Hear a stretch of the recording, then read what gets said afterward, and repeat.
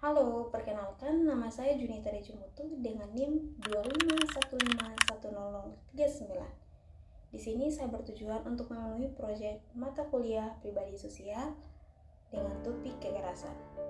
Nah, pernahkah kita mendengar seseorang berkata, itu cuma bercanda.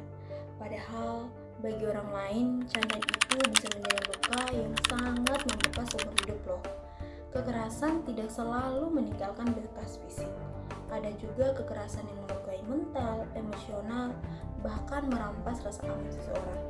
Nah, tahu tidak sih, kekerasan dapat terjadi di mana saja, baik di rumah, sekolah, tempat kerja, maupun di lingkungan sekitar.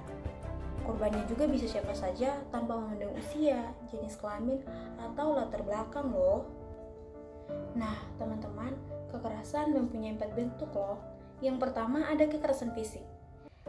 Kekerasan fisik merupakan tindakan yang menyebabkan rasa sakit, cedera, atau gangguan pada tubuh seseorang. Bentuknya dapat berupa memukul, menendang, menampar, mendorong, atau bahkan melukai orang lain. Dampaknya itu dapat berupa luka ringan, cacat, bahkan mengancam nyawa loh teman-teman. Nah, yang selanjutnya ada kekerasan psikis. Kekerasan psikis merupakan tindakan yang menyerang kondisi mental dan emosional seseorang sehingga menimbulkan rasa takut, rendah diri, malu, atau tidak berharga.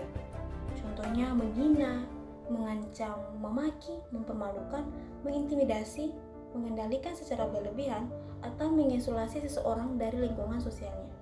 Meskipun tidak meninggalkan luka fisik, tapi dampaknya bisa bertahan lama loh teman-teman, yaitu terhadap kesehatan mental korban. Nah, selanjutnya ada kekerasan ekonomi.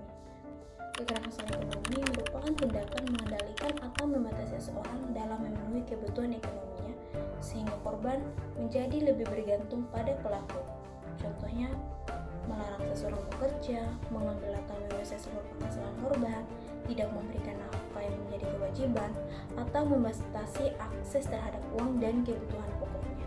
Dampaknya dapat berupa kesulitan memenuhi kebutuhan, kehilangan kemandirian, dan meningkatnya tekanan psikologis korban loh teman-teman. Nah teman-teman, tahu tidak sih kekerasan yang masih sangat sering terjadi di negara kita saat ini? Kekerasan seksual terjadi pada anak. Kasus pelecehan seksual yang dilakukan dokter terus bermunculan. Pelecehan seksual yang terjadi di lingkungan sekolah. Orang penari jadilan alami pelecehan oleh salah satu penonton. Seorang pria di Kabupaten Ciamis, Jawa Barat diduga melakukan tindak kekerasan seksual kepada anak kandungnya yang masih berusia 12 tahun. Nah, kekerasan seksual merupakan tindakan yang berkaitan dengan aktivitas seksual yang dilakukan tanpa persetujuan korban atau melakukan paksaan, ancaman, maupun penyalahgunaan kekuasaan. Bentuknya meliputi pelecehan seksual, sentuhan yang tidak diinginkan, pemaksaan hubungan seksual, pemaksaan merasa melakukan tindakan seksual, hingga penyebaran foto atau video intim tanpa izin. Dampaknya dapat berupa trauma, ketakutan, depresi, gangguan kecemasan, hilangnya rasa aman, serta dapat mengancam nyawa korban loh teman-teman. Nah, jadi ada beberapa langkah yang dapat dilakukan untuk mencegah kekerasan. Nah, yang pertama, meningkatkan pengetahuan tentang hak atas tubuh dan pentingnya persetujuan. Yang kedua itu menghormati batasan diri sendiri maupun orang lain.